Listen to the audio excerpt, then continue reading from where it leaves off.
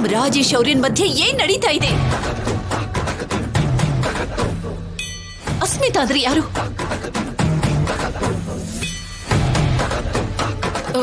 ನಿಮಗೆ ಹೇಗೆ ಗೊತ್ತಾಯ್ತು?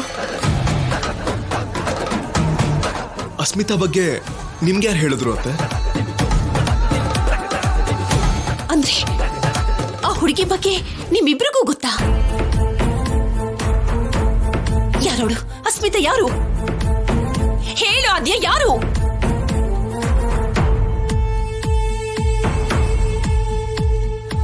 ನಮ್ಮ ಕುಟುಂಬದಲ್ಲಿ ಆಗ್ತಿರೋ ಮನಸ್ತಾಪಕ್ಕೆ ಮನೇಲಿ ಬಂದಿರೋ ಈ ಗೆರೆಗೆ ನೀವು ಮತ್ತೆ ದೊಡ್ಡಪ್ಪ ಇಬ್ರು ದೂರ ಆಗೋದಕ್ಕೆ ಪರೋಕ್ಷವಾಗಿ ಅವಳೇ ಕಾರಣ ದೊಡ್ಡಮ್ಮ.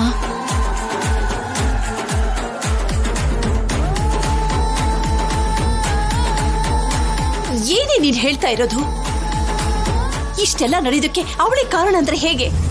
ಅಯ್ಯೋ ನೋಡು, ನನಗ್ ನೀನ್ ಹೇಳ್ತಿರೋದು ಏನೊಂದು ಅರ್ಥ ಆಗ್ತಾ ಇಲ್ಲ. ರಾಜಿ ಮತ್ತೆ ಶೌರ್ಯ ಇಬ್ರ ಮಧ್ಯೆ ಇರೋ ಪ್ರೀತಿಲಿ ಬಿರುಕು ತಂದಿದ್ದು ಆ ಅಶ್ಮಿತಾನೆ. ಹೇಗಾದ್ರೂ ಮಾಡಿ ಶೌರ್ಯನ ದಕ್ಕಿಸ್ಕೋಬೇಕು ಅಂತ ರಾಜಲಕ್ಷ್ಮಿನ ಶೌರ್ಯನಿಂದ ದೂರ ಮಾಡಿದ್ಲು. ಅದಕ್ಕೆ ಶೌರ್ಯನ್ ಜೊತೆ ಮದ್ವೆ ಬೇಡ ಅಂತ ನಿಮ್ಮ ಹತ್ರ ಡೈರೆಕ್ಟ್ ಆಗಿ ಹೇಳಕ್ಕಾಗದೆ ಮನೆ ಅಳಿಯನ್ ವಿಷಯ ತಂದು ಮದುವೆ ನಿಲ್ಲೋ ಹಾಗೆ ಮಾಡಿದ್ಲು.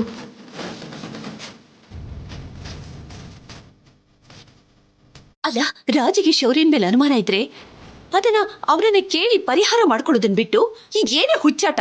ಈ ವಿಷಯ ದೊಡ್ಡಪ್ಪನ್ಗೆ ಏನಾದ್ರೂ ಗೊತ್ತಾದ್ರೆ ಶೌರ್ಯನ್ ಪ್ರಾಣಕ್ಕೆ ಅಪಾಯ ಆಗುತ್ತೆ ಅಂತ ಆ ನರ್ಕನ ರಾಜಲಕ್ಷ್ಮಿ ಒಬ್ಳೆ ಅನುಭವಿಸ್ತಿದ್ದಾಳೆ.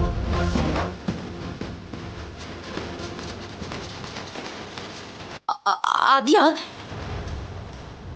ನನ್ ರಾಜಿ ಸುಳ್ಳನ್ನ ಸತ್ಯ ಅಂತ ಒಪ್ಕೊಳ್ಳೋಷ್ಟು ಅಮಾಯಕಳಲ್ಲ ಕಣೆ. ಪ್ರಾಣಕ್ಕಿಂತ ಹೆಚ್ಚಾಗಿ ಪ್ರೀತಿಸ್ತವನ ಈಗ ಬೇಡ ಅಂತ ಹೇಳ್ತಿದ್ದಾಳೆ ಅಂದ್ರೆ